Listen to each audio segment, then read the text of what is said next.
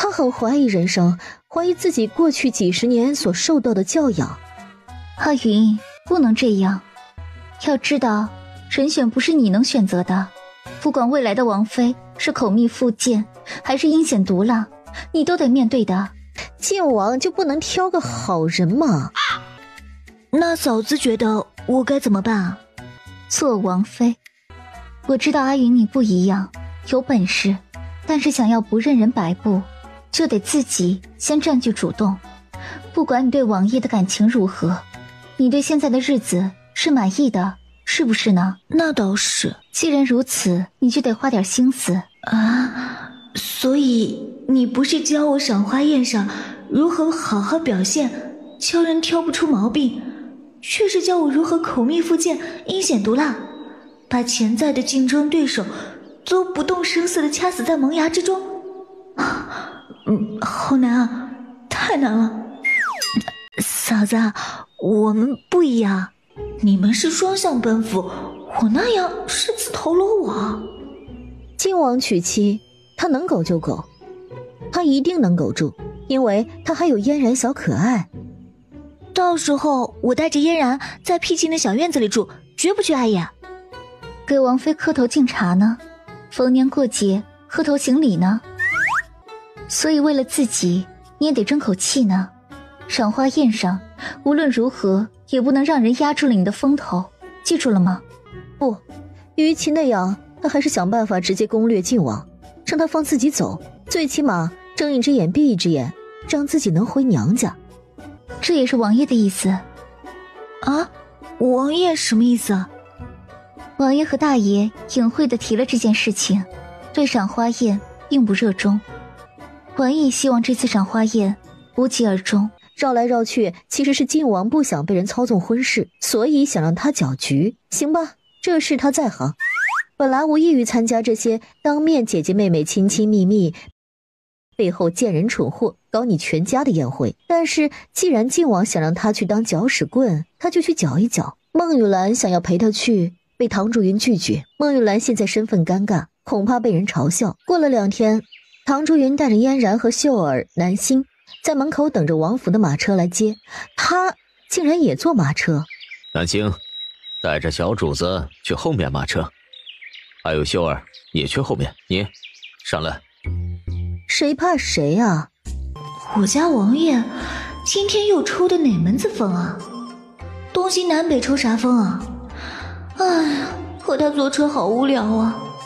小心点儿，你要适应，本王也要适应，注意恩爱。啊，我豆腐呢？原来晋王殿下在预习和学习秀恩爱。哼，可是对上你那张便秘的脸，谁能想到这是在秀恩爱呢？不知道的还以为您要敲熟不熟，秀我脑髓呢。下马车的时候，当着许多人的面，晋王把唐祝云抱了下来，以唐祝云尴尬的想要脚趾抠地，带着嫣然仓皇进去结束。唐祝云找了个角落，带着嫣然坐下，认真的吃，认真的赏花，直到阮安若来了。怎么啊，没看到你主母也来了，还不赶紧去磕头伺候？唐祝云，别以为我不知道你做的手脚，你的报应要来了。我不做手脚，能成全你和七爷吗？阮安若不会无的放矢，他今日定然是挖了什么坑等自己跳。你走开，你再不走，我就去告诉七叔你欺负我。自己养的小姑娘知道护着自己了，还不快滚啊！信不信我打你啊？你挨了打，七爷还得罚你丢人现眼；我打了你，王爷还得心疼我手疼呢。出去解手的秀儿跑回来了，满脸焦急，气喘吁吁的要说什么，忽然看到阮安若过来，直接推了他一把。哎，外面的人是不是找你来恶心我家姑娘的？这个傻秀儿阴招背后使，当着这么多人的面推搡阮安若，这该怎么收场？秀儿，秀儿，过来抱我。姑娘，坏了坏了，外面来了个货郎，说是领领的亲爹。唐祝云愣住，第一反应是晋王捣鬼，毕竟货郎这事他也就和晋王说了，晋王没必要打自己的脸。这件事情难道他就很光荣？是阮安若，可是这隐秘的往事，就算蠢笨的前身也没有告诉过别人。阮安若从哪里知道的？靖王不会告诉他的吧？哼，什么魑魅魍魉都敢信口开河啊！走，咱们出去看看。杏儿，杏儿，哎，王爷出去了，直接说是刺客，没让他多说话，就让金灵卫把人带走了，请您放心。靖王这么快就出手了，这种感觉太爽了！靖王真是汉子，很好。七爷还和王爷吵了一架，我猜呀，多半是七爷的手笔。那简直是一定的。现在问题是，货郎这事到底谁说出去的？他觉得可能是靖王，不过靖王现在可能还怀疑他呢。王爷，让您记住今儿的目的，别把事情搞砸了。记住了。皇上替他挑选的赵钱孙李姑娘，肯定都是家世不错，本身也得说得过去的。不过互帮互助，他必须帮。唐祝云再牵着嫣然回去的时候趾高气扬，就差把我胡汉三又回来了刻在脑门上。你看你精心准备的大戏啊，直接被靖王用简单粗暴的手段掐死了。靖王威武，今晚回去给靖王加个菜。偏偏阮安若还往他面前凑，像蚊子一样喋喋不休。唐祝云心烦意乱，直接甩了他一记耳光。能动手的尽量别吵吵，靖王说了，今天他就是来秀恩爱的，反正闹成什么样都有靖王这个色令智昏的来收场。你竟然敢打我！打的就是你啊！今天老娘就是来大杀四方的，哪个不服打哪个。赵钱孙李各位姑娘顿时看过来，秀眉都蹙起，自觉不自觉地退避三舍。你不走，我也打你了！哎，别打，手疼！贱人，你给我等着！贱人，你说什么？嫣然踩着桌子，小拳头握得紧紧的，一拳打到阮安若脸上。姐姐说了，打巴掌手疼，所以还是动拳头好。她眼花了吗？哼，姐姐，我这一拳怎么样？准头还行，但是力量显然不足，回去还得多练。学射箭不好吗？为什么嫣然那么抗拒，却喜欢直接上拳头？女人心海底针，她连个5岁女孩都看不懂了。好凶残，果然晋王府就没个正常的。父王，他欺负我和姐姐。姐姐，想到那个爱的抱抱，她是晋王大女儿实锤了。六哥，你的小妾打了我的小妾，怎么办啊？打了便打了，难道七弟还要因为一个玩意儿跟我翻脸，让人看笑话不成？还不过来！王爷，手疼。手疼就记住，下次让别人动手，你是主子。脸呢？你的小妾是主子，七皇子的小妾就是玩意儿。我听王爷的。好了，别闹，和我说说，你看上了谁？都没看上，他们都看不起我，不和我说话，以后进了门都要欺负我。那就都不要了。王爷对我最好啦。晋王让小妾替他选妻这件事情，谁不说一句荒诞？唐祝云都可以预见到，今晚回去之后，御史们连夜写弹劾的折子，明早朝堂上又是一片血雨腥风。他要不要劝爹明日先告假别去？要不让他爹随波逐流，一起骂晋王，反正虱子多了也不咬，重要的是保护我方亲爹。总之，晋王给大长公主请安过后，就一手抱着嫣然，一手牵着唐竹云，一家3口扬长而去。王爷，我从来没有和阮安若提起过令林生父的事情，您应该也没告诉过他吧？是阮安若派人去问你祖母的。因为宋氏单单知道他跑出去一趟，带回来10两银子，并不知道他去的是花船。后来肚子大了，瞒不住了，前身也没敢提花船。后来大哥逼问他，才说了实话，但是被大哥严令禁止说出去，所以宋氏知道的也是货郎。你希望本王如何处置他？人现在在金陵卫诏狱，可惜啊，是个软骨头，一受刑就交代出来，并且一一否认和你有染。本来就没有，让他承认什么啊？随便处置，反正是假的，他不可能是玲玲的生父啊。一个货郎能有钱上花船找清官，用脚趾头想想都不可能。难为他们竟然还真找了个货郎来。你又没有见过人，怎么知道不是？因为货郎是瞎掰的呗。王爷，我这么和您说吧，任何人说自己是玲玲的生父都是假的。真的人呢，已经死了。我不记得他是什么样子，他自己也根本不知道玲玲的存在。现在是不是很多人都知道了玲玲其实是我的儿子？想认回儿子，别想。我想给王爷白送个儿子，奈何王爷只想和我做亲家。那就算了，玲玲在唐家也很好，反正孟姐姐不介意。以后咱们也都别纠结这件事情了，到此为止。他得给嘉宏写信，让他好好看着宋氏，别出幺蛾子。王爷，咱也别内耗了，我今日也不要脸了。你想干什么？紧张什么？反正不干你。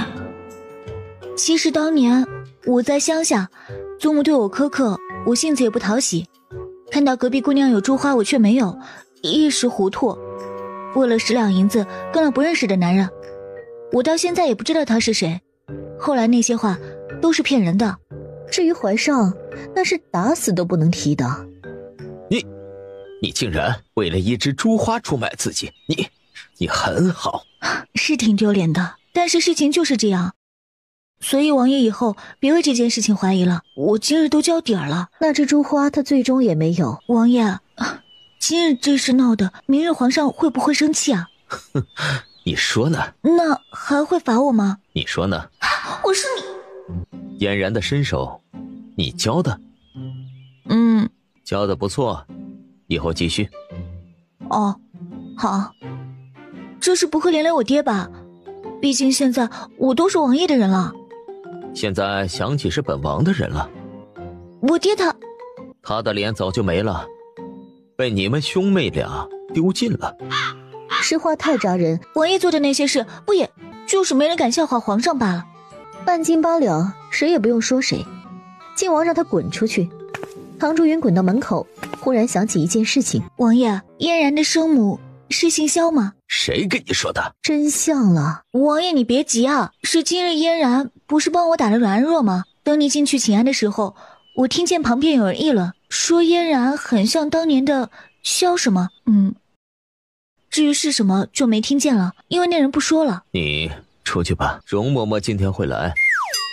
这就是他的福报吗？哦，他出去后就找了孟雨兰，把今日的事情同他说了。你怕什么？王爷呢，本来就是特立独行的，也不是有了你之后才这样的。你一个侍妾，王爷让你做什么，你能反抗不成啊？再说了，侍妾不算正经亲戚的，没人能够找到老爷的。原来做小妾也有好处啊。闹开了以后，邻里难做人呢。这个我倒是不担心啊。王爷既然把人抓到禁灵位了，肯定能把这件事情含混过去。姑娘，容嬷嬷来了，宋景阳喊你回去呢。哎呀，小姑奶奶，是王爷，是王爷呀！谁是你姑奶奶？看着快过年了，想讨压岁钱是不是？容嬷嬷是个有体面的老嬷嬷，在王府地位很高，准确的说，她现在在王府后院是仅次于嫣然的2把手，所以她来，靖王都迎了出来。容嬷嬷却主动给唐竹云行礼，唐竹云还礼。您不用如此，便是给我也不必行礼。王爷，礼不可废，您快进去忙公务，老奴陪着夫人说会儿话。真的就说话吗？真的。他虽然带针，但是他不扎人。嬷嬷请喝茶。听说今日赏花宴上，完了，容嬷嬷这是说教来了。听说赏花宴上很有趣，夫人也是个妙人。他傻了，他怎么觉得这话像是夸奖呢？但是皇上那里怎么都要有个交代啊！来了，这就来了。所以老奴来了，省得回头皇上再要给您安排教引嬷嬷，这些天要夫人多包容了。靖王原来是想帮他啊，嬷嬷您太客气了，是让您多指点。老奴不在的时候，您如何，现在就如何。不要因为老奴来了就有负担。说实话，老奴觉得您似乎是怕老奴啊。因为之前我听说有个容嬷嬷会用针扎人的，所以才……那定然不是老奴，老奴见不得血。才说您是王爷心尖尖上的人，老奴不敢。心尖尖上的人，那靖王的心一定是铁做的，他就是被铁尖尖吊在半空，求生不得，求死不能的那种。不知道是不是唐竹云的错觉，他总觉得容嬷嬷看他的时候目光十分慈爱。赏花宴的事情果然闹到了皇上那里，据说皇上问唐明帆：唐爱卿啊，你怎么看呢？回皇上，微臣不在，没看到小女如何被欺负，被逼到忍无可忍动手了。老东西啊，要不要脸了？朕呐，觉得那也是个好孩子，虽然跳脱了些，但不失纯善本性。一个巴掌拍不响，既然如此，让他们俩各自闭门思过1个月，晋王和七王子罚俸3个月。有皇上罩着，是了不起了哦。唐竹云听到这个消息的时候，已经写了12遍女诫，闻言立刻扔掉笔，气呼呼的要把他写的撕掉。做人呢，果然不能太勤奋。留着吧，还有下次，你不会亏的。哼，你算算，本王因为你被罚俸多少了？王爷，夫人也是眼底揉不得沙子，见不了那些阴谋算计，这份真也难能可贵呀。嬷嬷，您别一味的偏帮他，该管教管教，原本都要上房揭瓦，您还给他送梯子。老奴真是喜欢夫人这性子。王爷自己或许没察觉，但是他却看得分明。王爷和从前不一样了。嫣然就更不用说了。私下容嬷嬷也和靖王说：王爷，您没发现您很久都没回王府了吗？夫人把您照顾得很好，您也不再是从前那般生人勿近了。即使他很多时候都是嫌弃被惹急了的样子，但是这样的他才是鲜活的。人哪里能一直板着脸对什么都没有兴趣呢？那样的王爷才更令人担心。王爷，老奴不是宠着夫人，老奴是感谢夫人。姑娘若是还在，也会欣慰的。姑娘喜欢爽利的人，如果见到夫人，一定也是极欢喜的。靖王听到他提起王母，双手在袖中握紧。王爷，难得能遇到夫人这般和您琴瑟和鸣的，您不要一味呵斥她吓唬她，女子是需要用心哄的。王爷，有些事情真的错过了就再也没有机会。本王不喜欢他。唐竹云不一样。王爷，倘若您现在有一件事情只能托付给年轻的女子，您托付给谁？唐竹云泼辣能干，聪明狡黠，有底线。虽然他之前做的事情让人无语，但是最起码两人现在相处下来，他还是有令人欣赏一面的。从前您没有人选，现在夫人是唯一的人选，是不是？您现在或许不懂，但是等懂了的时候，恐怕就没有机会了。你想想老奴。容嬷嬷年轻的时候被一个男人疯狂的爱恋和追求，彼时容嬷嬷不胜其烦。后来她去了战场，马革裹尸，容嬷嬷没有嫁人，那就是她关于爱情的全部记忆。只是意识到的时候已经太晚，也再也没有人能入眼入心。哎，嫣然，不要碰山药，碰了痒。这是哪来的小可啊？不听话闯到厨房来，让我咬一口。随之而来的就是嫣然咯咯的笑声。来，到一边，让南星给你剥栗子吃。今天啊，给你做拔丝山药。父王要吃辣的。知道，咱俩最近闯祸了，你知道吧？都夹着尾巴，要不然要挨揍了。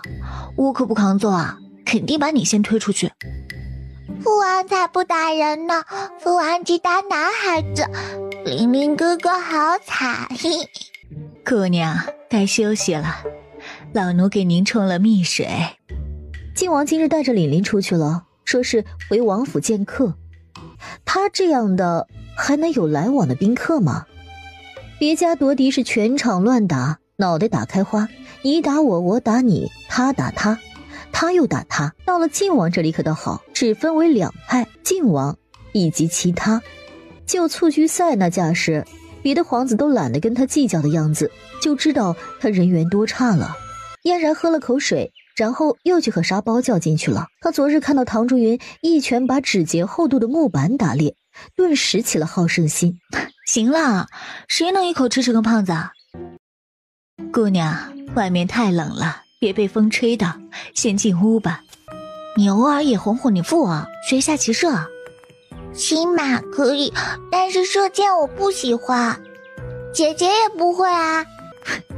夫人是不是可以带着姑娘一起学？行吧。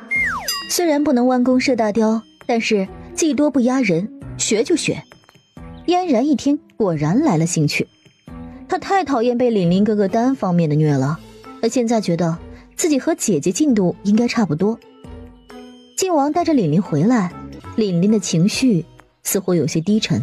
哥哥，是不是有人欺负你了？没有，我只是有点饿了。晚上咱们吃什么？琳琳，你跟我到书房来。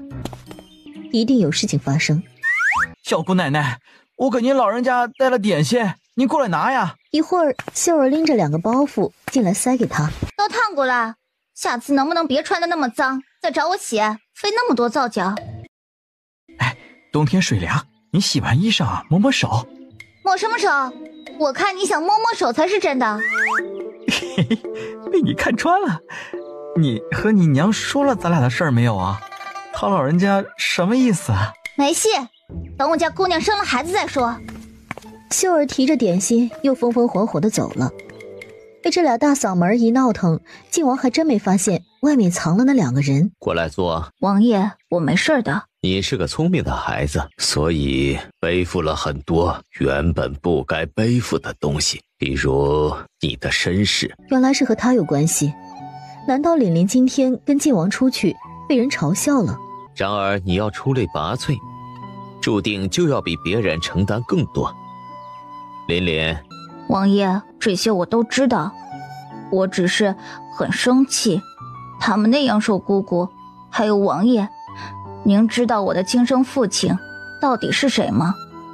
身世这座大山压在这个早熟的孩子身上太久了。我不知道，但是倘若我想查，金陵卫可以查出来。不要，不要。虽然我有时候很想知道，但是知道了又如何？我根本不认识他，那是我生身父亲，我也不能对他做什么。是，正是因为这个原因，我一直没让人去查，查出来又能如何？他影响不了你姑姑，也影响不到你了。琳琳，也不要因为这件事情去埋怨你姑姑。晋王会说他好话？他做错了很多事情，但是他生了你，教养你，任何人都可以对他指手画脚，但是你不能。我知道，以后我会保护好姑姑，不让她被人欺负的。王爷，对不起，今天是我没控制住自己。没事儿，你会有更高远的前程，等他日你站到巅峰，就会知道这些小事儿已经看不到了。唐竹云偷偷地走了。哎，嫣然，你怎么不吃惊啊？你之前就知道我是凛凛的亲娘？本来不知道，但是赏花宴之后我就知道了。可是那样不是更好吗？好，对呀，那凛凛哥哥就是我的亲哥哥了。问问你父王，他愿意吗？他一心想要你嫁给琳琳呢。这样我就更高兴了。我父王喜欢哥哥，姐姐喜欢我，我们交换一下，谁也不吃亏。走，咱们做饭去，今晚吃好吃的。晚上的时候，你偷听了啊？那个货郎的事情，我已经让怀上处理了，怀上出事稳重，你不用担心。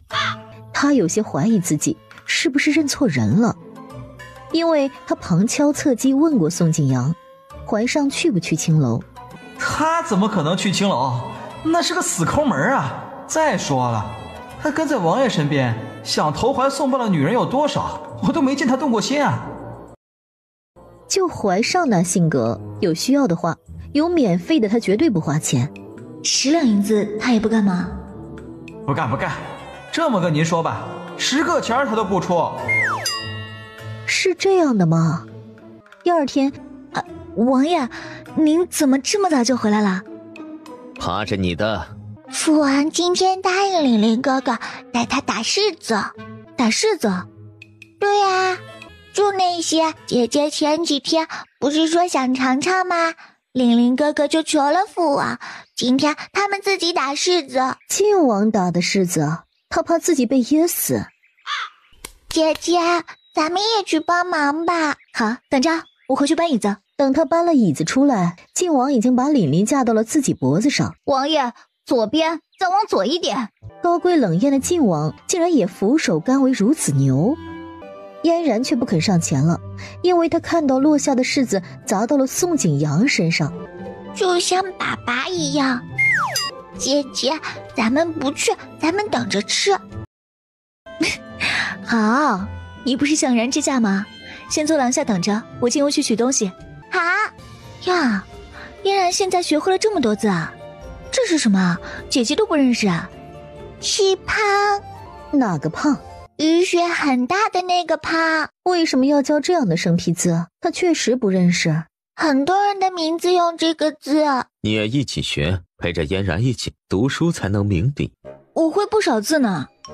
哼，就你那通篇的圈圈，你好意思说呀？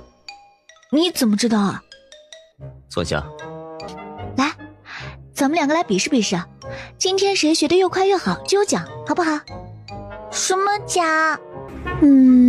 这个嘛，谁赢了，我就答应他一个要求，一个不过分的要求。狗男人，就知道他一点不吃亏，他真过分。更何况他也根本就不可能赢，他就是为了激发嫣然学习兴趣而已。最后唐珠云果然输了。父王，我可以提要求了吗？晋王点点头。快好好想想，机会只有一次，一定得提个好要求。让我想想。琳琳，也提一个要求。我就不用了。你今日也很勤勉努力啊。那先让嫣然来，我再想想。我想到了。什么？快说来听听。我要父王亲亲姐姐。嫣然，你我看见唐大人偷偷亲孟姨娘了，孟姨娘笑了很久，我想姐姐也笑。被晋王亲，我还能笑？我哭给你看啊！这件事情只能是，怎么说呢？得关系很好的2个人。那姐姐和父王不好吗？好啊，但是也没好到那个程度吧？你看现在，唐大人是不是和孟姨娘睡在一起的？那我换个愿望，让姐姐和父王也睡一起。然后玲玲哥哥，你的愿望就是亲亲，这样不就什么都有了吗？父王不准反悔，一言九鼎，那这个要求不过分吧？唐珠云想要跑，却被晋王拉到怀中，然后他就看着晋王的脸越来越大，最后蜻蜓点水的在他唇上擦过。我了个操，这可是老娘的初吻啊！收起你那死鱼眼！他非常想把他眼珠子挖出来。你脸红什么？老菜帮子装纯啊你！你那么纯，嫣然怎么来的？父王，你亲的不对，唐大人是亲额头的。我想打死晋王。亲亲难道不是亲嘴吗？嘿嘿嘿，都一样。什么他们都一样？你是晋王亲儿子吗？你老娘被占大便宜了！哼！唐珠云晚上睡觉之前，脑海中还反复浮现出这羞耻的场景。早上起来给唐明帆和晋王准备带进宫的饭菜时，他还忍不住想，不就是哄孩子吗？当不得真，他这胡思乱想什么呢？反正又没真的睡在一起。他也大大方方的和晋王打招呼，结果换来后者一个冷脸。我牛什么牛啊？好像昨天他占他便宜一样。心里好虚啊，但是泰山崩御前而色不变，切记好好伺候主子。是。南星啊，过来帮我烧火。是。靖王深深看了唐竹云一眼，唐竹云挺凶。看什么看啊？没看过没人啊？靖王懒得再理他，转身回了房间。我看他将来啊，也只能找男人了，女人谁都受不了他。那是因为你不是对的人。你是啊？嗨，随口说的，没有吵架的意思吗？多来点八卦行不行啊？做好饭，唐志云喊秀儿过来取食盒，又把另一个食盒交给了宋景阳。然后要出门的时候，怀上突然来了。哎，食盒给我，今日我伺候王爷上朝去。你昨日不是闹肚子了吗？还不是你请我吃的那碗破面不干净。哎呀，果然你的便宜就占不得。哎呀，怀上讪讪的笑。靖王出来了，两个人就不敢再掐。靖王带着怀上上朝去了。宋景阳央求唐竹云给他开点药，然后请秀儿来帮他煎药。靖王殿下没了。谁他娘的欠抽，大清早的瞎嚷嚷什么？宋爷，王爷没了。我打死你个胡说八道的狗东西！哼，你对他厉害什么？让他把话说明白，急死人了。你说王爷怎么了？王爷在上朝路上一次落了水，现在人找不到了。那还不赶紧去找啊，带路啊！不会的，靖王那里牛批炸天的人怎么能就这么挂了呢？不，肯定不会的。他穿越来不就是女主吗？好歹他还跟了靖王。靖王就不是男主，那也得是男配。刚开局他不会挂的。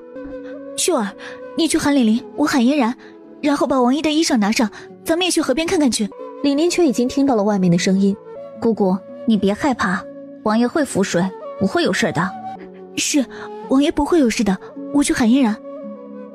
嫣然，父王可能遇到一点问题，需要我们去帮忙，我们现在去看看啊。父王一定会没事的，是不是，姐姐？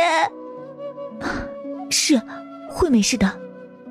昨天靖王看两个孩子学习完后，笑着说要考教两个孩子，写了个生僻字。认识吗？一般人都认识啊。果然这些日子有进步啊。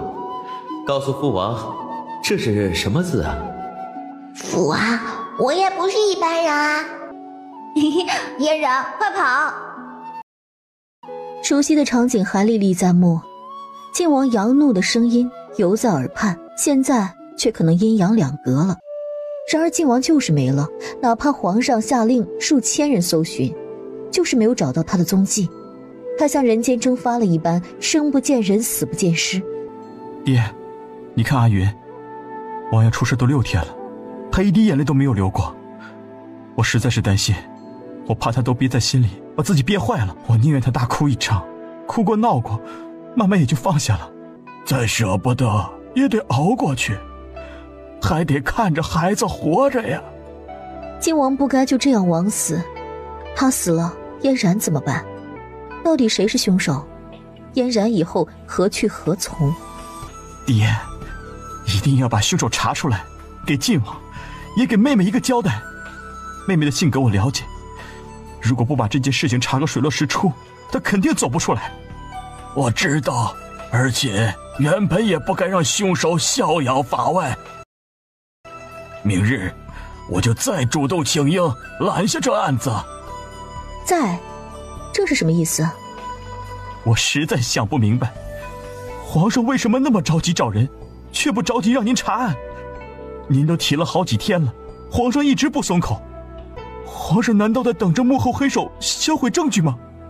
竟然是皇上从中作梗，难道是皇上对靖王下手？不，虎毒不食子，而且皇上对靖王一向不错。倒也不见得如此，伯心啊，可怜天下父母心啊。皇上也只是个父亲，皇上不肯相信晋王出事，现在呀，只一心想找到王爷。可找王爷和查案根本不矛盾啊，皇上也怕呀，怕查出来如果是另外的皇子怎么办呢？皇上现在深受打击，怕是再也经不起了。这是皇上啊，昨日对我说的话呀。那你明日还因为不管凶手是谁，都要被绳之以法。查一查怀上。阿云呐，你怎么出来了？这么冷的天，快进屋去，外面的事情还有我和爹呢。阿云，你节哀，好好保重自己。爹还在，你还得帮大哥一起孝顺爹。爹，大哥，又让你们为我操心了。我没事，我只是想把凶手揪出来，能给王爷和嫣然一个交代。阿云，难受你就哭出来，你这样让爹和大哥都很担心呢。不难受，爹，大哥，王爷没事。王爷曾经帮忙抓逃犯的时候水性很好，常大哥也见过的。王爷没事。昨天他无意中听到父兄说，庆幸他不是侧妃，否则日后就绑死在了晋王府。爹，我这几日仔细回想了一下之前的事情，平时都是送景阳伺候王爷去上朝，只有那一日是怀上。那也说明不了问题吧？怀上跟着王爷很多年了。不仅如此，王爷上朝，身边除了怀上，还有其他侍卫跟随。然而最后出事的只有王爷一人，其他人最多受点轻伤。大哥不觉得奇怪吗？阿云说得对，爹也在想这件事情。这么明显的事情，皇上不会不知道。爹啊，您觉得到底为什么皇上会隐忍不发呢？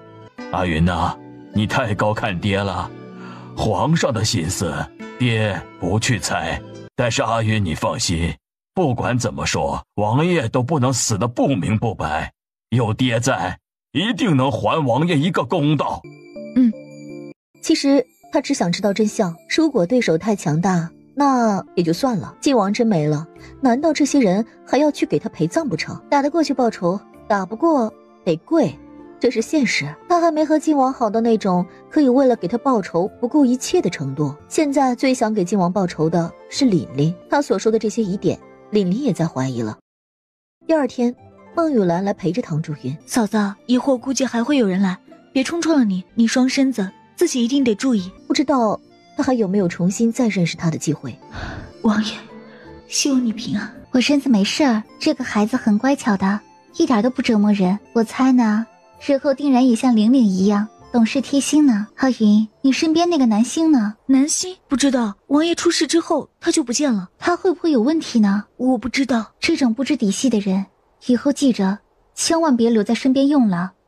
就算是王爷开口的，你想撵走也总有办法的。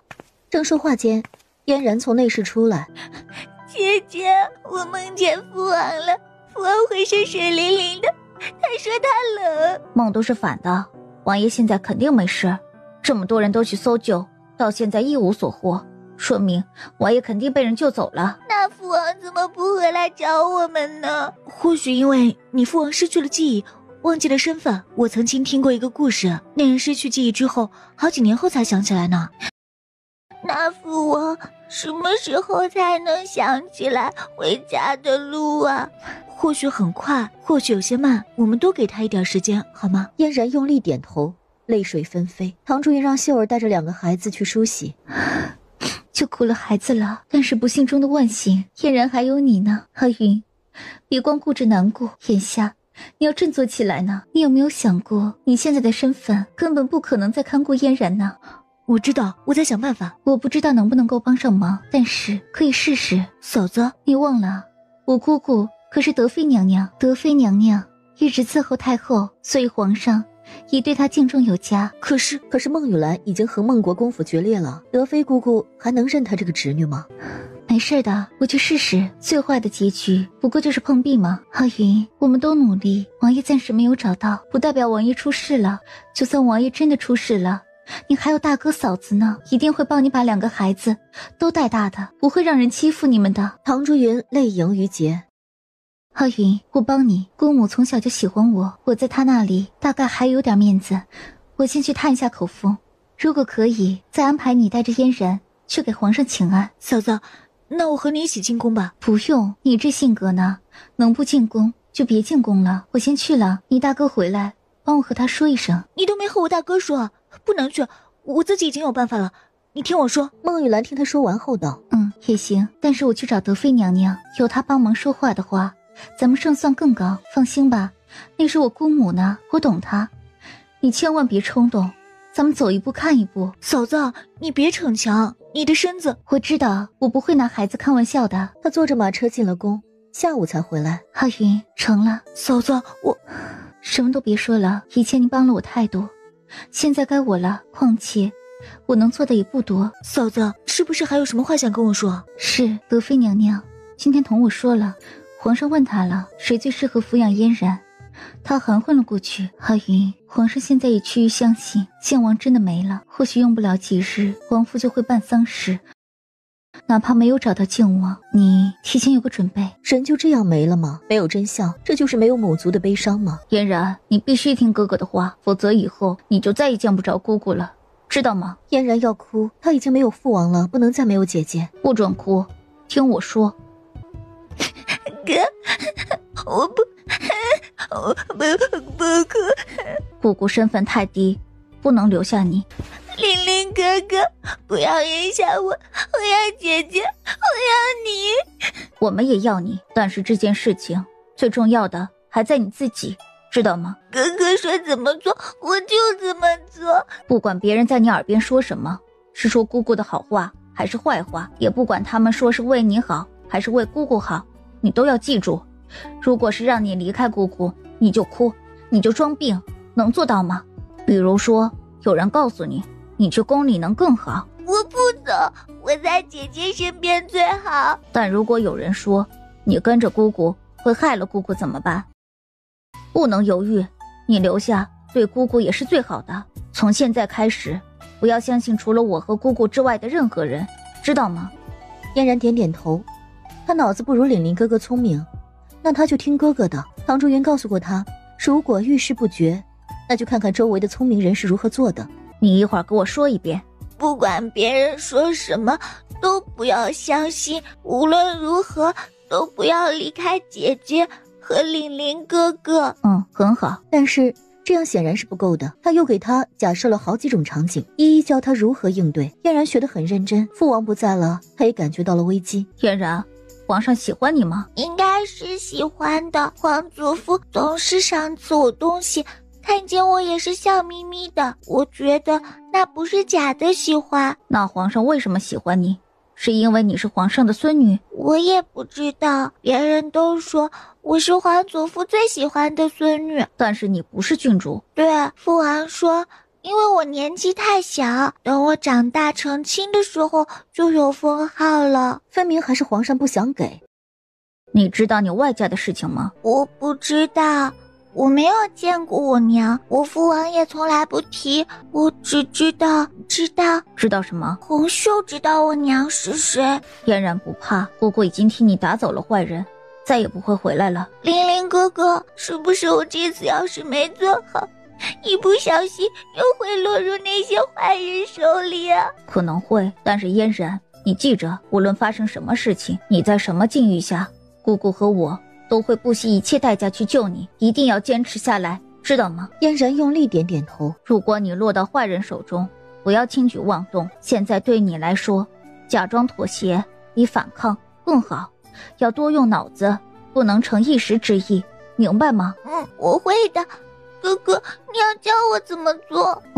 好。昨晚大爷和孟姨娘吵架了，我隐约听了几句，是大爷生气，孟姨娘出门不和他说。会吗？不，恐怕是大哥知道嫂子拖着双身子进宫求情，恼他不顾自己，手心手背都是肉，大哥都疼。就是大爷早上出来，我怎么见他哭过的样子呢？大哥是担心我。不过后来孟玉兰又来找他，和他说了些别的事情。德妃娘娘骂了我，因为她想让我嫁给靖王这件事情，她花费了很大力气，她膝下无子，无依无靠。那为什么选中王爷呢？我不知道，也没有敢问，但是回来一直在思考这件事情，我赶紧告诉你一声，或许对你有用呢。要知道，德妃娘娘无子还能受宠这么多年，眼光、心机、手腕缺一不可呢。至少靖王对皇上不是可有可无的。阿云呐，皇上说明日想让你带着嫣然进宫去一趟。爹，皇上是做了决定，是吗？阿云呐，爹知道你还抱着希望，但是都半个月了，杳无音讯，现在是皇上最难过的时候，爹也没法提呀。你替王爷守1年，然后爹就求皇上让你回家。以后啊，你愿意嫁就嫁，不愿意再嫁呀，就留在爹身边吧。爹知道曾经沧海难为水，知道王爷对你百般宠爱，你舍不得他，然而再舍不得他也没了。阿云呐，做人要往前看呐。爹，嫣然怎么办啊？嫣然，嫣然自然是要接回宫中抚养的。你若是想见他，爹能想办法。爹，我想把嫣然留在身边，名正言顺的那种。阿云呐，你这又是何苦啊？你还年轻，你将来……爹，我和您说的都是实话，我不是为王爷，是为了自己和嫣然。舒兰呐，我对不起你呀，我害了阿云呐。算了，他爹已经认定他就是深爱靖王，无法自拔，那么就这么认为吧。爹，皇上那边查得怎么样了？唐竹云甚至都怀疑，再过几年在他们的洗脑下，他都能误会自己真爱靖王。算了，死都死了，爱不爱的随便他们怎么认为好了。还没有证据表明怀上确实参与其中，但是我听说最近七皇子和他走得很近。你放心，爹也觉得他有嫌疑，这条线呢，不会断的。爹，这件事情事关重大，如果李玲问，您不要告诉他。我知道他还是个孩子，难免冲动。阿云呐，你好好想想，明日见到皇上，你真的要那么说吗？阿云呐，你再考虑考虑吧，这是一辈子的事情啊，你不能草率啊。爹，我生是王爷的人，死是王爷的鬼。阿云，你是不是顾及爹的声誉啊？如果爹的声誉是靠着牺牲儿女换来的，那爹宁愿脱了这一身官服回家种地呀。爹，能有您这样的父亲，是我几辈子修来的福气啊！我是自愿的，是我自己内心的选择，和您没有关系。以后我们孤儿寡母还得爹扶持啊！您呀，也别动不动就说脱了这身官服吓唬皇上。您这样的清官就应该长长久久为天下百姓谋福祉啊！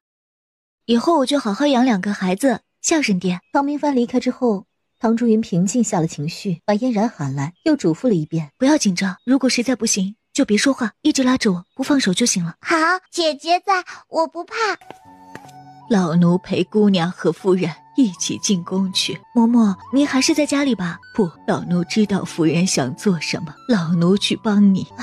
难受，容嬷嬷算白发人送黑发人，心中苦楚比他这种苦1万倍。这是最后的骨息，我就不信皇上还能苛待姑娘。皇上稍微用心，就知道您对姑娘的心，就该让您看顾姑娘长大。唐竹云带着一老一小去见皇上，皇上在德妃宫中见了他们。嫣然呐，到皇祖父身边来。嫣然没有动，死死拉住唐竹云的袖子不松手。他缓缓开口道：皇上恕罪，自从王爷出事之后，姑娘受了惊吓，对妾寸步不离。姑娘，那是皇祖父，不会像从前的红袖一样害你的。嫣然怎么都不肯抬头。皇上，皇上，原本您说把嫣然交给臣妾抚养，臣妾就万分惶恐，唯恐带不好她。现在呢，看到她和竹云难舍难分的，臣妾呢更不想做这个坏人了。嫣然身体本就不好，现在呢，经过了这件事情，怕是加上竹云呢，是您都开口称赞的大夫，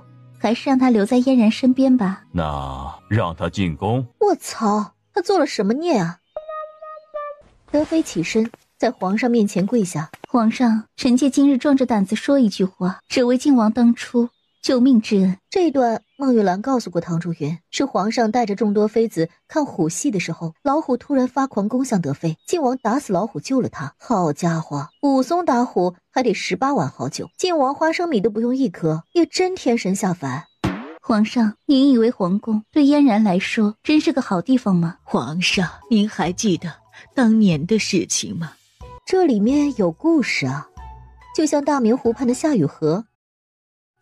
他觉得容嬷嬷说的是靖王的生母。皇上，您把妾赏给王爷，从前是侧妃，后来又没了名分，但是妾从来都心甘情愿能嫁给王爷这般伟岸男子，是妾前世修来的福气。妾不相信王爷没了，妾更愿意相信王爷现在是在哪里养伤，一定会回来的。妾什么都不要，只求守住王府和姑娘，等王爷回来。那如果他一直回不来呢？那妾就等到下辈子再见王爷的时候，妾能问心无愧地告诉他，妾一直等着他。你不必如此，你爹呀，几次在朕的面前欲言又止，朕知道他的心思。这个老家伙没别的弱点，就是心疼孩子。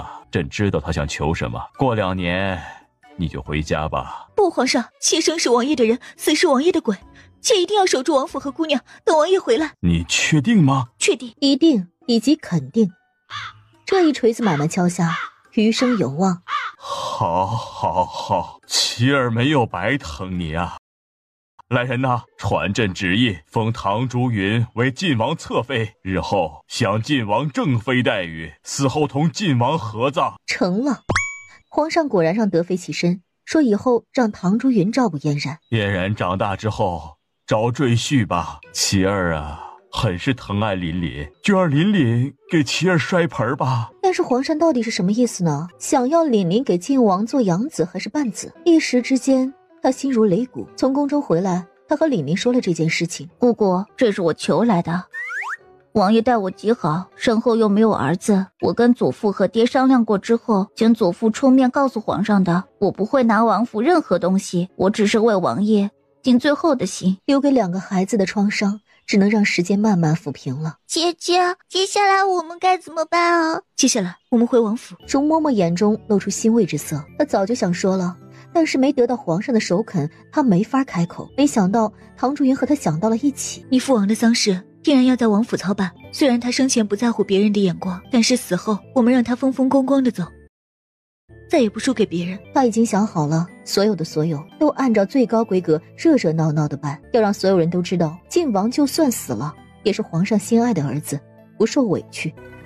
晋王，你别觉得我是在利用你，为了你女儿加上我自私求安稳的小心思，你就高调一次吧。宋景阳跑前跑后，他是最接受不了这个事实的人。后来唐竹云同他深谈了一次，对他说，就算相信晋王能活着，眼下最好的选择也是好好治丧。他让宋景阳握紧晋王拥有的实力，比如金陵卫。对宋景阳，他说是晋王回来不能什么都没了，但是他自己的目的却是能苟一天算一天，只要还是晋王的，那就是嫣然的。然后宋景阳就振作起来了，他要捍卫王爷所有的权利。唐竹云听他说要去找怀上商量，隐隐试探了他对怀上的看法。怀上不可能背叛王爷的，他是后来才到王爷身边的，不是吗？那也是10年前了，而且王爷给了他很多。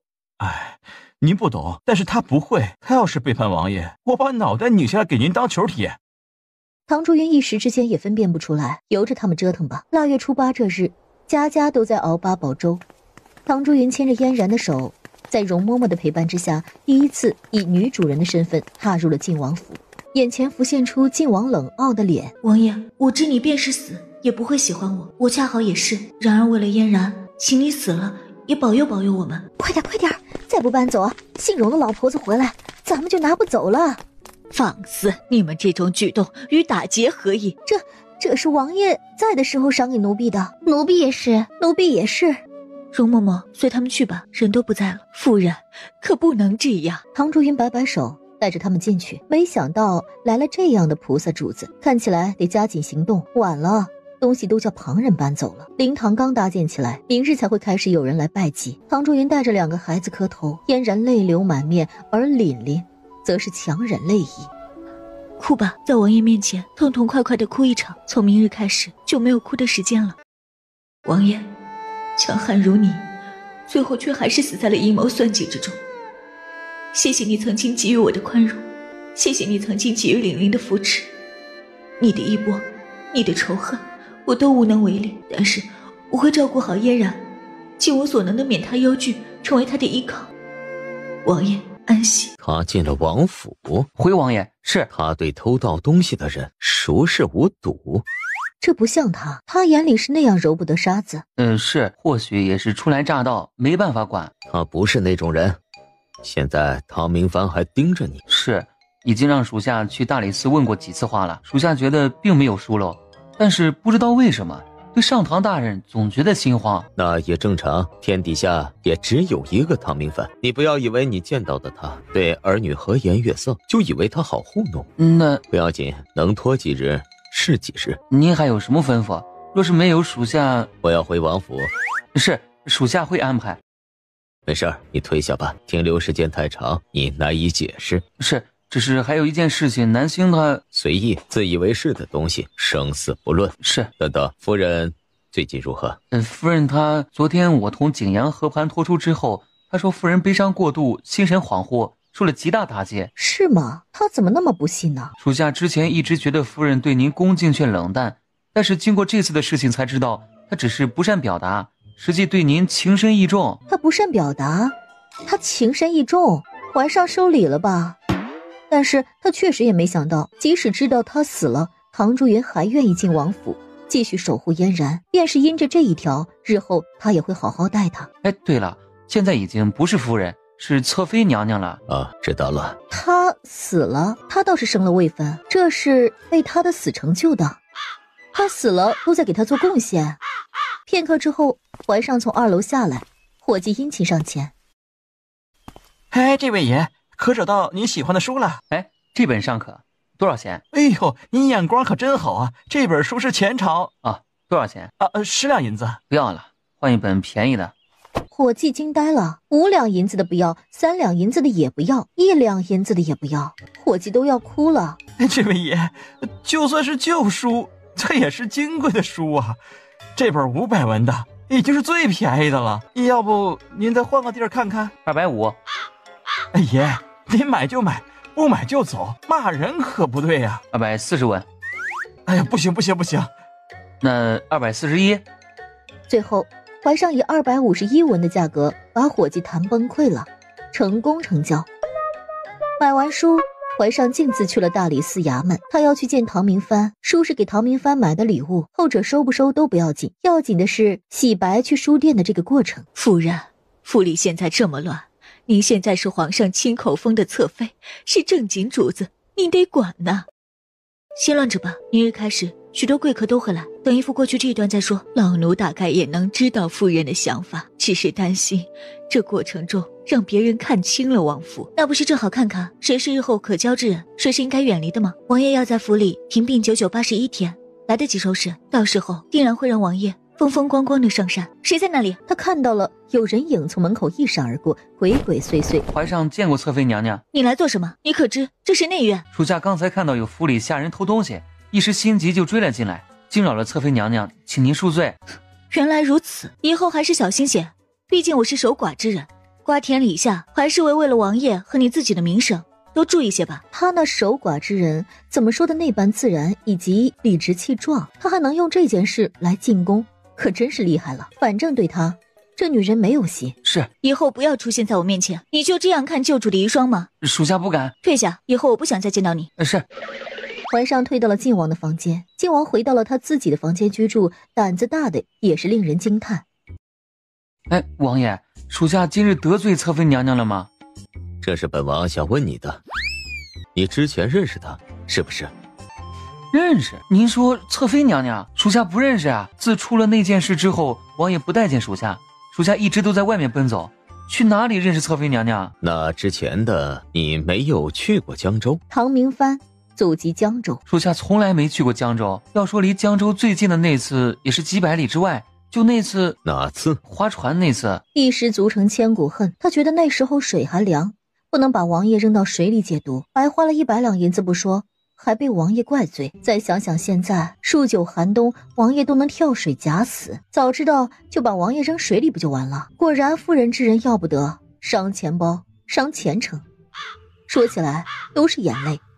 算了，他也是莫名其妙，竟然怀疑起怀上来了。唐竹云见一个喜欢一个，怀上这般容貌出众的，他多看几眼也是正常的。原来唐大人是江州人。什么意思？江州那个地方挺穷的。这话怎么说？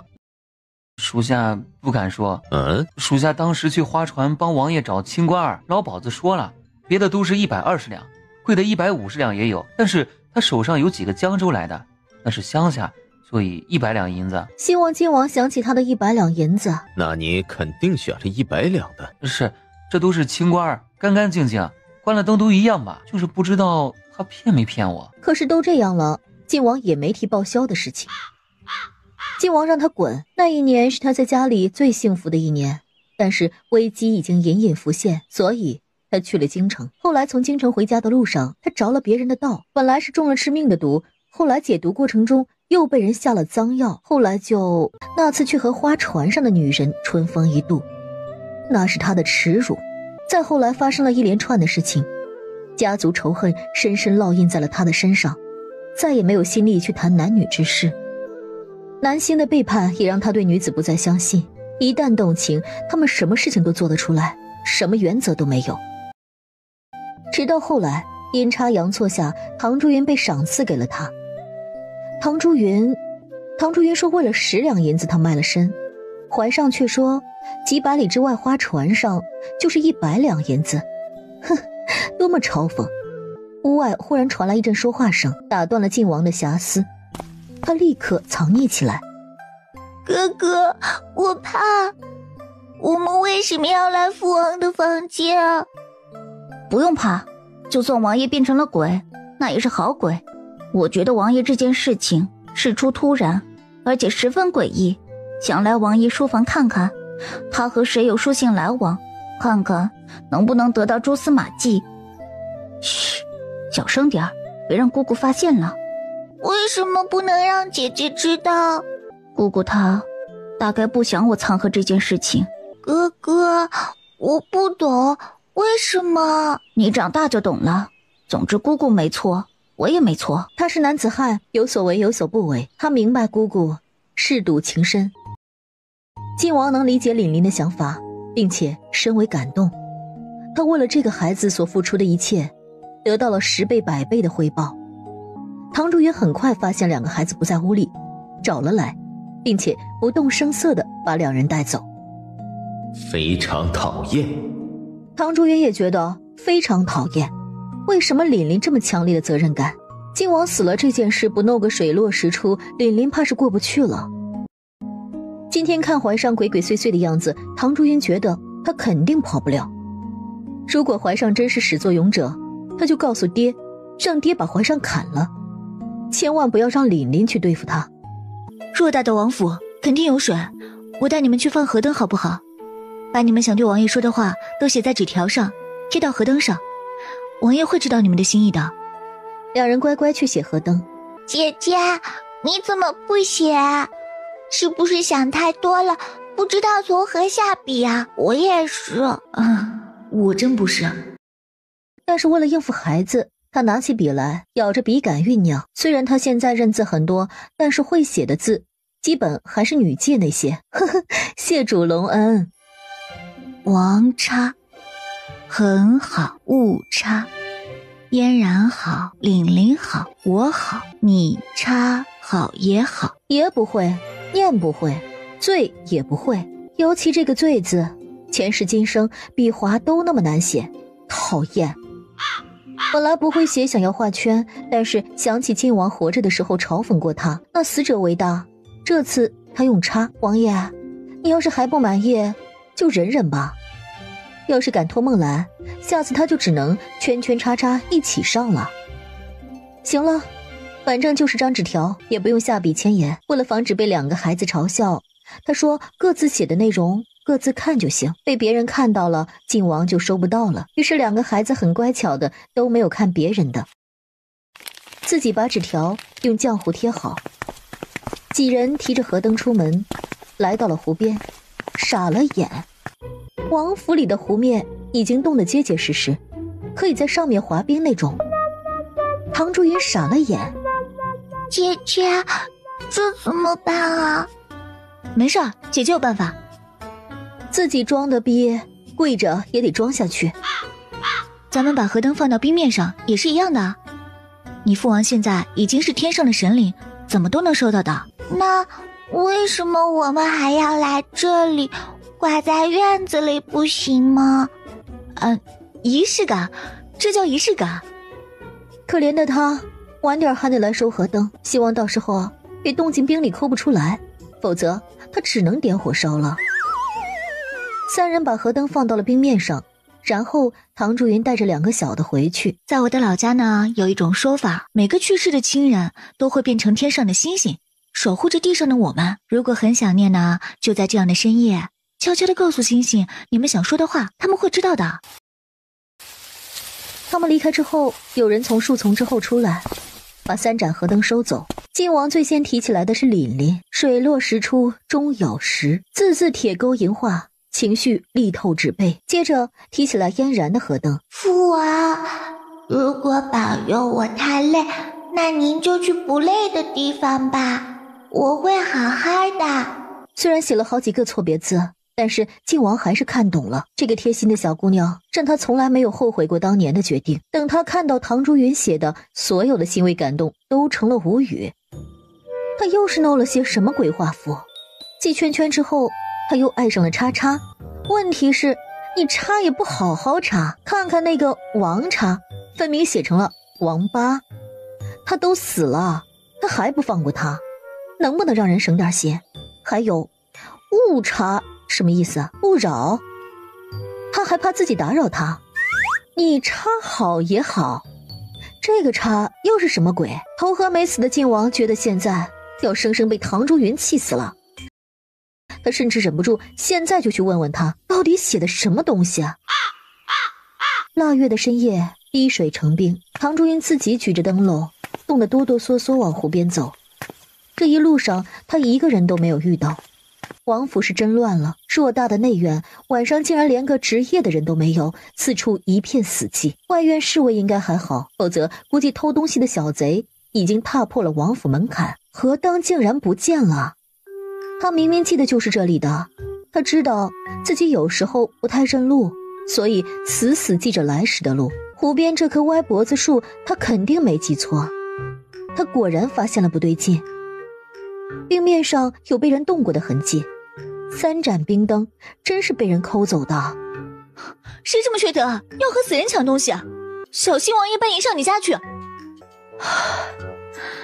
生活如此美好，你却如此暴躁，不好不好。反正就是几个河灯，拿走就拿走。晋王纳闷了，生活如此美好？没有他果然美好了。唐竹云转身要往回走，结果脚下一滑。王爷，您看我为了祭拜您受了多少罪啊，所以您得保佑我，是不是？谁？他看错了。唐竹云也不敢多停留，捡起已经熄灭的灯笼。他敢肯定，刚才肯定有人在。如果是偷东西的下人也就算了，但是倘若是坏人，他不敢继续想下去。第二天众人都来吊唁，唐竹云招待女宾，前院太子带着几位王爷和七皇子帮忙。唐竹云非常怀疑那几个就是害晋王的凶手，但是他没有证据。最后当宾客都散去，太子带着几个皇子进来，唐竹云向他们行礼，然后都说要想俏一身笑，小嫂子今日果然更胜从前呢。七弟，不要在这种场合下开玩笑。太子说了几句场面上的话后就离开，向来紧跟他的七皇子却没有动弹。老七，大哥您先回去，六哥可怜的，死后也没人照顾家眷，府里只有小嫂子操持，我留下来帮帮忙。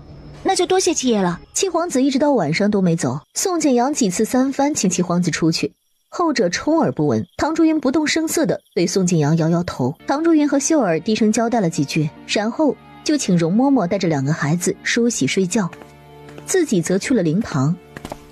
七皇子得意洋洋地跟上，宋景阳落后了10几步，看着前面2人已经转出了一道门，悄悄地问树丛：这怎么办呀？去看看就知道了。他丝毫都不相信唐竹云看上了七皇子，这只狡黠的狐狸精不知道想怎么作弄人，他可是一点都不能吃亏。七皇子那句调戏已经踩到了他的底线，晋王很期待。你们辛苦了，退下去吃饭吧。几人闻言忙退下。看来府里传言没错，这果然就是一座泥塑的菩萨，什么事情都不管。小嫂子，带我来这里是想在这里和我你就不怕六哥从棺材里爬出来将你进猪笼？怕自然是怕的，但是对七爷的好奇让我不惜铤而走险。好奇？难道不是爱慕？好奇什么？好奇像针一样的男人到底生的什么样子。说是迟那是快，唐珠云抓住他双肩，一个漂亮的过肩摔，完美重复当日初见盛况，反手啪啪啪啪的打了他一顿耳光，然后起身狠狠往他身下踹去。想过你没用，没想过你这么没用啊！你敢打我？你这破鞋，你……老娘就算是破鞋，也是你这种渣子穿不起的。这要出人命了吧？哼，正好棺材空着，给他留着。唐珠云终于做了一件合乎他心意的事情，让他一吐心中浊气。这可怎么收场啊？有人！靖王拉着宋景阳藏到暗影之中，震耳欲聋的锣声响起，秀儿跑过来，都来看看啊！不要脸了！七皇子要在灵堂强迫侧妃娘娘了！你给我悲痛点儿！这欢天喜地的，不知道的还以为他邀请众人来看现场秀呢。姑娘，把您的帕子借给我用用。辣椒水很多啊，今日没把我哭瞎，你有这点儿。不喜欢他实锤了，连一滴眼泪都舍不得给。好你个唐珠子！秀儿接过帕子，只抹了一下。姑娘，你下手也太狠了些。这算什么？唐卓云忽然俯身去解七皇子的腰带。姑娘，这不行啊，人都要来了。他当然不行啊，但是送死很行。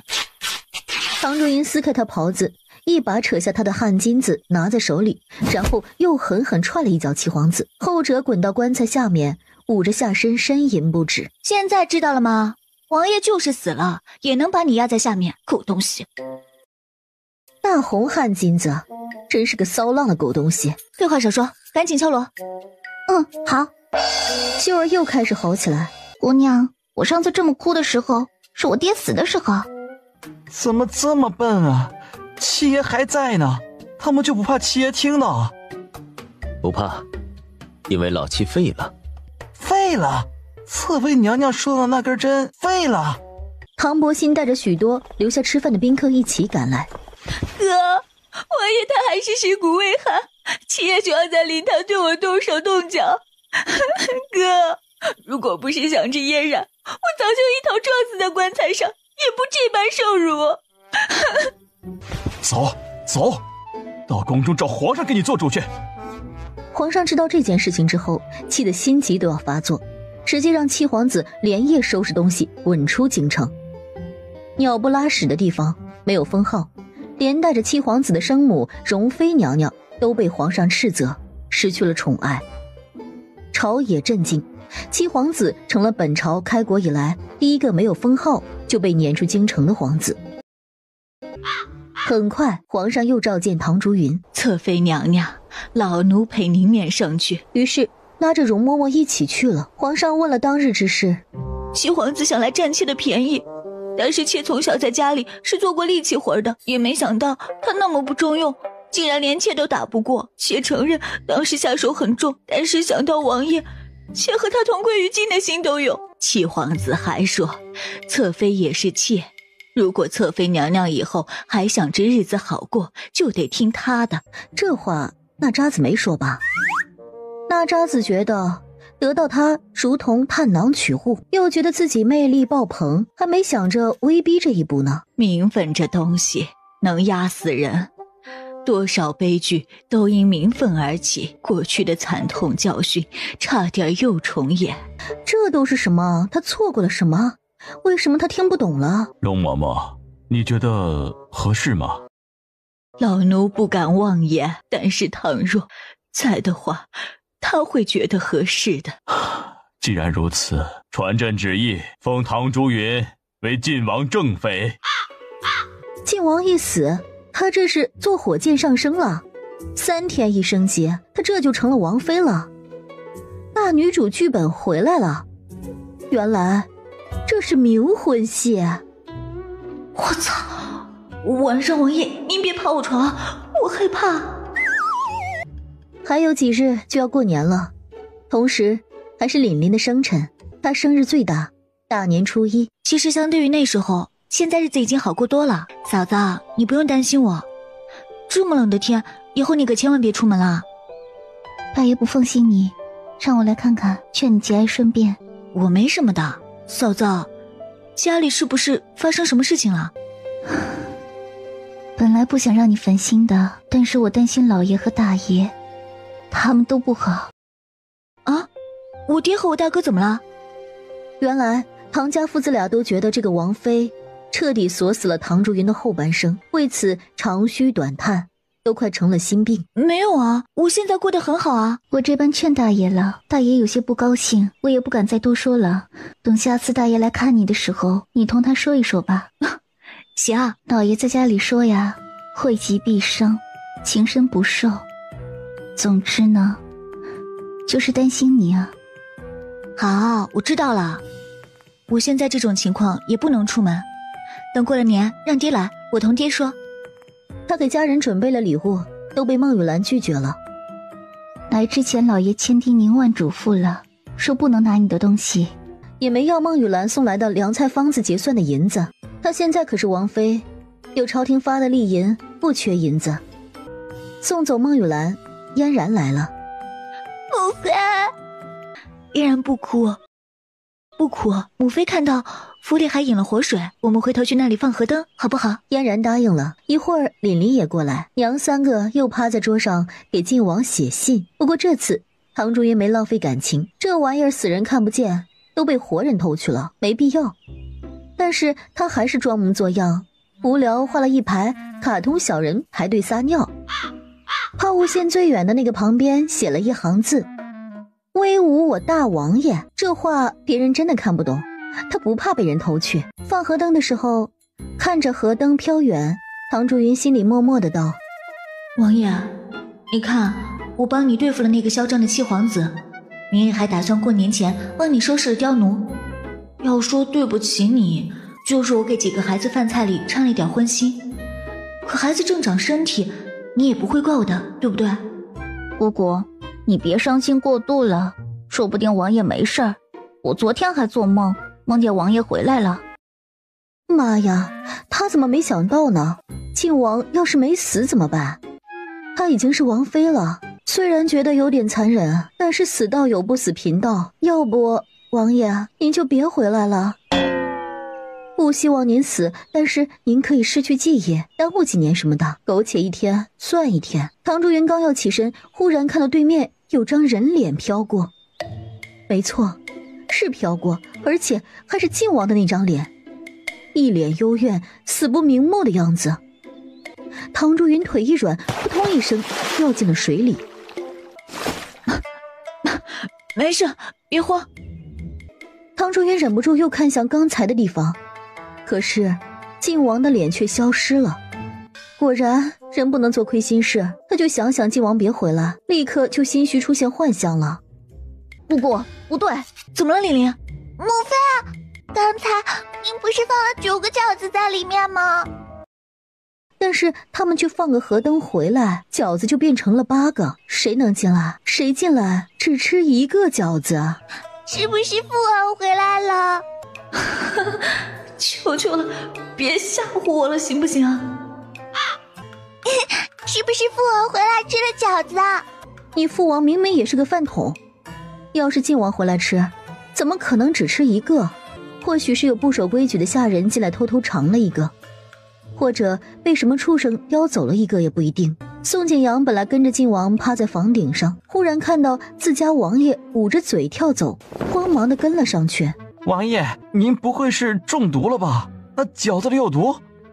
然后就见晋王狠狠地打了2个喷嚏。必然是染了风寒，属下去给您偷点药去。王妃娘娘的药可好用了，真的。属下说错话了吗？在王府里，所有的东西对本王而言都是取，不是偷。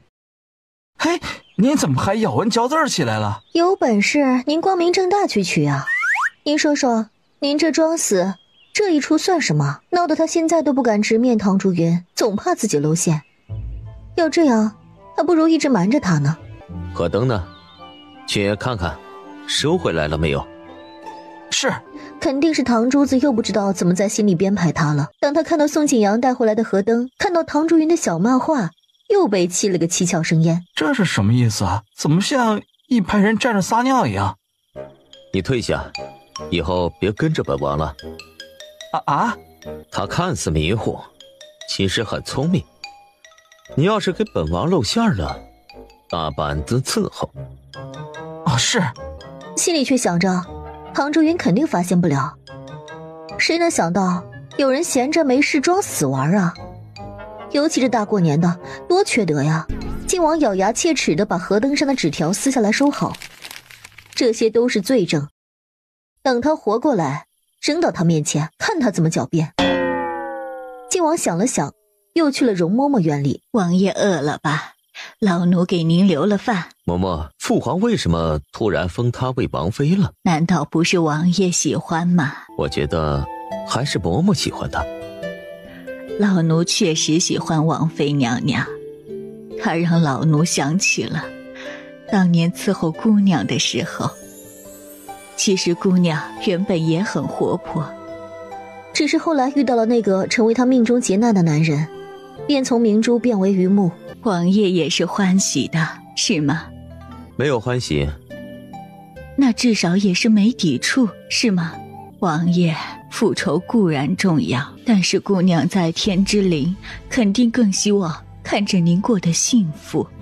要过年了，我明日去大相国寺看看娘，您要去吗？老奴明日就不去了，老奴等除夕去陪姑娘过年。明日王妃娘娘啊，让老奴一早去她那里。做什么？老奴也不知道，但是明日去看看就知道了。王爷，您多吃点，这是王妃给老奴送的，您也看到了。别人现在都没把老奴放在眼里，唯独王妃待老奴比您在的时候更亲近了。那我该死。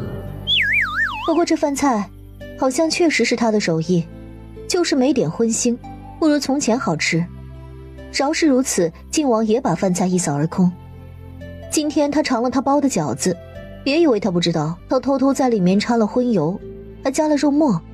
不过那个是真的好吃。在容嬷嬷这里吃过饭，靖王去了宋景阳那里休息。既然唐竹云明日有事，他也暂时不去大相国寺了，等着后日再去。王爷，您现在算赢了吗？您打算过了年就走吗？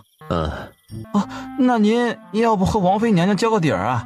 否则是不是有点不厚道啊？他并不希望知道真相。晚点知道，他还能多蹦跶几天，做他成为寡妇的春秋大梦。现在知道，怕是他这个年都过不好了。唐竹云哪里喜欢他？他喜欢的是王妃这个名号所能给他的庇佑，他还不想应付自己。宋景阳，宋景阳！王爷，秀儿来了。他来了，你怎么了？